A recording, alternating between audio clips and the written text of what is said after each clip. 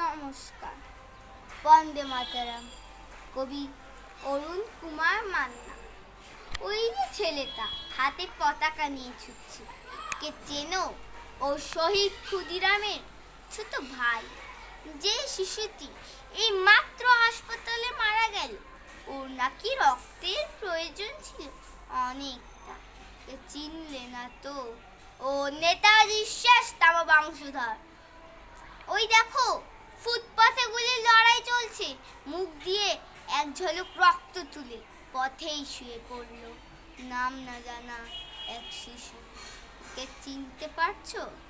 ও মহাত্মা গান্ধীর জীবিত আত্মা। ওই শিশুটিকে ভালো করে দেখো, কিভাবে প্রতিবাদ করতে হয় সব জানে, তবু পটাশিয়াম সায়ানাইড ওর জিভে। কেউ ওর শরীর স্পর্শ করবে না কোনোদিন। কি চিনতে পারলে? বিনয়, বাদল, দীনেশকে মনে আছে? ওদের বিশুদ্ধ রক্ত থেকে জন্মেছে এই শিশু। ওর হাতে জাতীয় পতাকা তুলে দাও।